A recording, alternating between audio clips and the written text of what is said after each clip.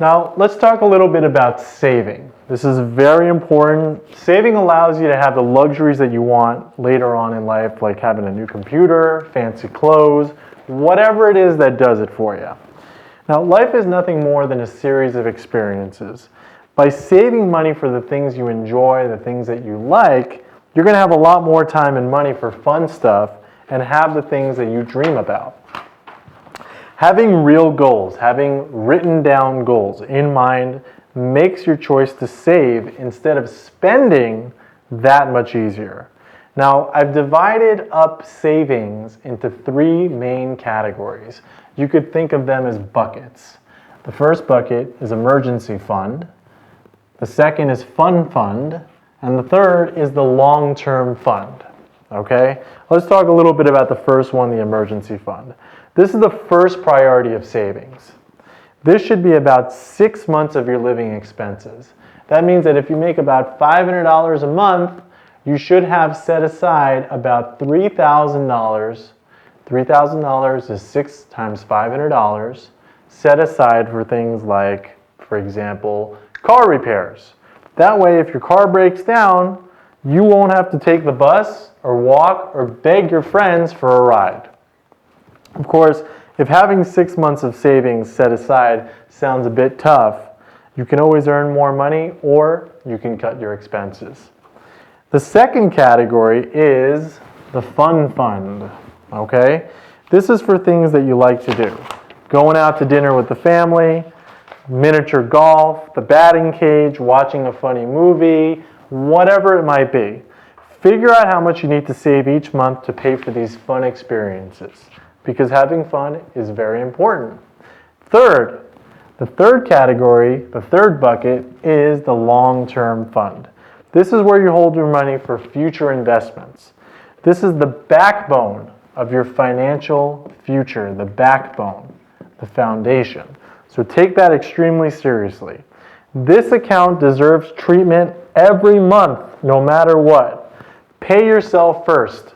That means before you pay your bills, before you buy those new shoes, before you download that music, first make sure to contribute to your long-term savings bucket.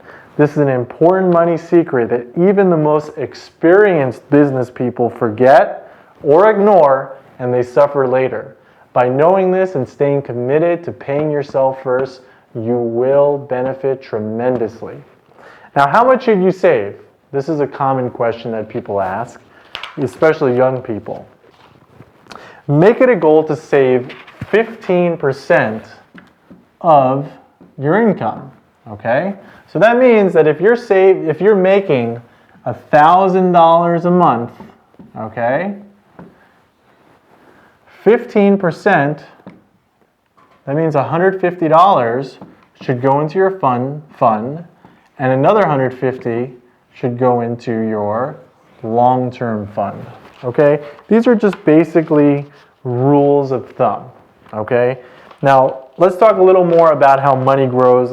A couple segments ago, we talked about compounding interest. The sooner you start saving money, the faster your money will grow. That is a law. You cannot change that law, okay?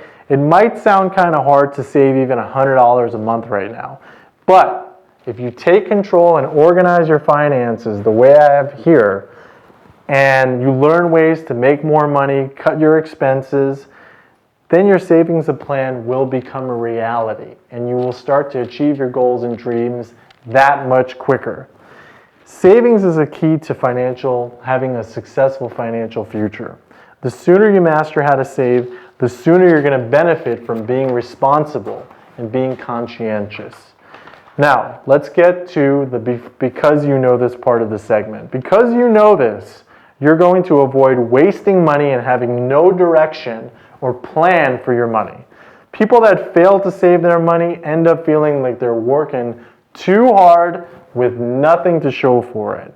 Saving money for emergencies, for fun, for long-term stuff, that makes life a lot less stressful.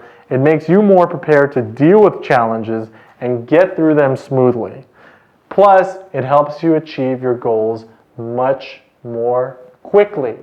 So learn to save, have a system for saving, and stick to it. Now, opening checking and savings accounts, that's the first step toward building your financial foundation. When you're choosing a bank, make sure that you pick a bank that fits your needs today, but that can also help you in the future. This way, once you plan to start a business, buy a home, or buy a car, or get an education, that bank can serve your future needs as well. See, as I said, building a good relationship with a solid, reputable bank has many benefits. Now let's get into the because you know this.